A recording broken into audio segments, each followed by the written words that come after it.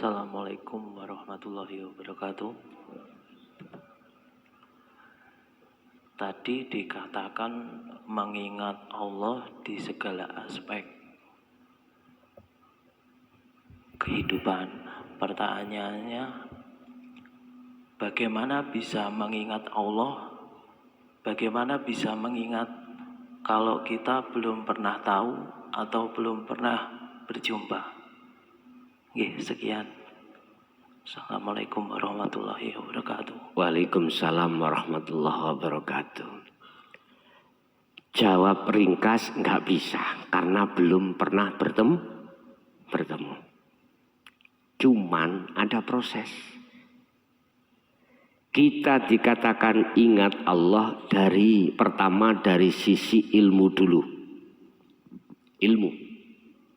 Ilmu akan mengajarkan sifat, nama, sifat, zat. Konteksnya ilmu. Berarti kita ingatnya pertama kali dari sisi ilmu. Di dalam ilmu itu menerangkan tentang nama, sifat, zat. Ciri-ciri. Kita akan bisa mengingat Allah walaupun kita itu belum ketemu sebenar-benarnya Allah. Itu ketika kita ingat, maksudnya ingat dalam konteks ilmu. Dengan ilmu itu akhirnya Allah akan mendatangkan satu hidayah untuk bisa bertemu terhadap substansinya, terhadap yang memiliki nama Allah. Memang nggak bisa Pak kita ingat pada sesuatu kalau kita itu belum pernah ketemu sesuatu. Tapi itu ada proses, pertama adalah ilmu. Makanya sering saya katakan urusan tentang akhirat, tentang Allah, man aradal akhirah fa'alaihi biilmin. Harus dengan ilmu. Inilah yang kumaksud ilmu tauhid. Tempatnya ada pada hati hamba seorang guru akhirat saja. Ini makanya kita harus berguru terhadap beliau-beliau. Guru akhirat itu guru yang ketika saat melepaskan ilmunya itu akan menyejukkan hati jenengan. Beliau hanya berbicara tentang ruhaniyah, tidak membahas tentang jasmaniyah. Beliau hanya berkata tentang keahatan Allah, tidak bicara tentang masalah duniawiyah. Itu guru akhirat. Berhubung hati kita itu rindu tentang ilmu itu, mesti akan menyejukkan hati jenengan. Perkara yang gak paham jadi paham, perkara yang bundeli jadi terurai. Memang Pak, untuk menuju bertemu Allah sebenarnya itu laksana kita mencari jarum di tengah-tengah jerami. Tahu jerami nggih? Laksana seperti itu. Biar mudah iso ketemu jarum itu, sampai bong jerami itu. Nek sampai goleki petani situk-situk gak ketemu bos, yes ambil bensin, kasih bensin dibong. Setelah dibong, ambilkan kipas, hilang ketok jerami ini. Ketok domi. Caranya begitu. Dulu aku pernah Pak tahun 2004 nggak salah. Ada seseorang yang mengalami penyakit lumpuh. Bisa jalan tapi kedemak nggak bisa seperti kita. Saya itu dimintai untuk nambani biar dia itu bisa berjalan. Mudah. Saya suruh untuk sembujung, ngelonjor gitu, kan kakinya nggak bisa toh, lumpuh.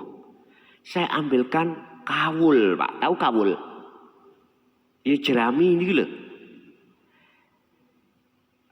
Kalau ambilkan sak pondong bahasa Indonesia sak pondong apa? Ya sak pondong, sak tekem. Saya letakkan di atas kakinya, saya ambilkan uli, Pak. Terus sing sakit tanya, Gus sampai napak no menengo. Kamu lah pingin waras toh? Nggih.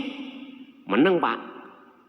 Ketika saya ngambil korean, dia tahu kalau saya langsung ngadeg Melayu. Loh, coba. Kita nggak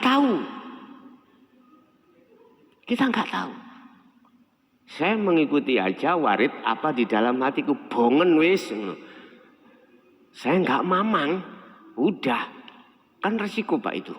Resiko hukum toh. Saya nggak mamang dengan ketetapan Allah. Bila mana itu nanti kobong temen, entek sikile, aku dituntut hukum, ya gimana lagi? Tapi ikut cara Allah untuk menghilangkan hal itu.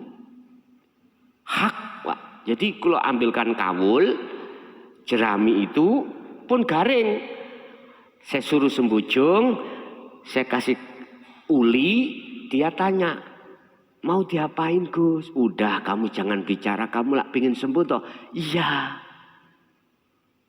Itu nggih orang satu desa saya sendiri. Saya ambilkan korean, begitu tak ambilkan korean, dia ketakutan, ngadeg terus belayu. Lah ya dah, iso melayu. Lah, kita nggak tahu semuanya itu karena Allah. Berkenaan dengan pertanyaan, apa mungkin kita bisa ingat Allah, berzikir pada Allah, sementara kita belum bertemu? Jawabannya, bisa tapi konteksnya secara ilmu. Berangkatnya secara ilmu dulu. Ilmu akan memberikan petunjuk yang berbentuk kefahaman. Allah itu ngene, gini lewat sifatnya, mulai wujud sabak mutakaliman. Di dalam sifat nafsiyahnya, di dalam sifat salbiyahnya, di dalam sifat ma'ani, maknawiyahnya, paham. Akhirnya ningati ono angen-angen. Ciri ini Gusti Allah iku ngene.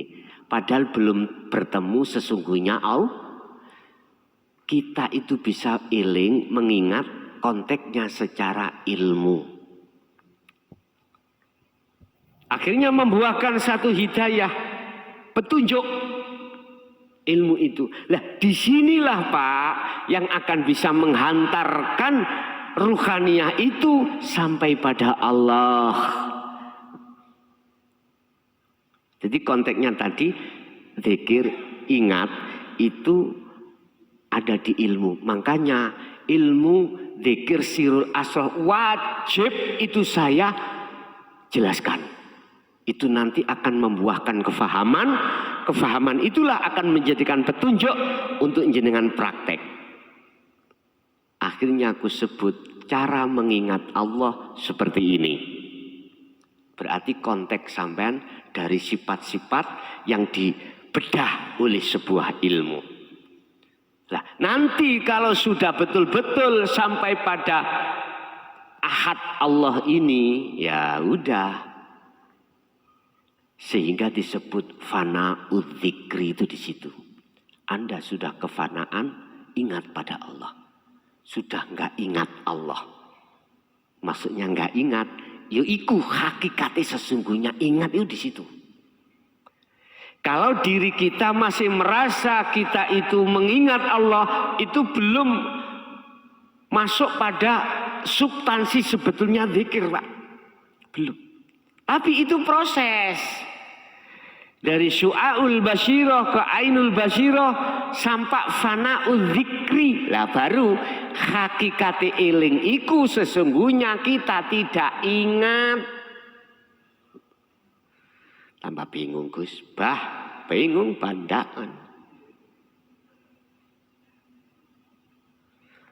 Hakikate sholat iku kalau kau sudah tidak merasa dirimu yang Loh, ngoten lho. Hakikate zikir itu adalah sebetul-betulnya zikir adalah Anda sudah tidak merasa dirimu yang berzikir. Itu sak temene zikir ya iku. Cuman di situ kan sebelum sampai di situ kan ada proses to, Pak. Nah, ngaten. Jadi leres kalau ingkang sampean maksud apakah bisa kita ingat pada Allah sementara kita belum bertemu? Tidak. Sesungguhnya tidak. Cuman kita itu berzikir ingat itu konteks dari ilmu dulu. Ilmu kita amalkan, diamalkan dengan istiqomah baru nanti akan disebut zikir yang sebenar-benarnya zikir. Oke, ada lagi.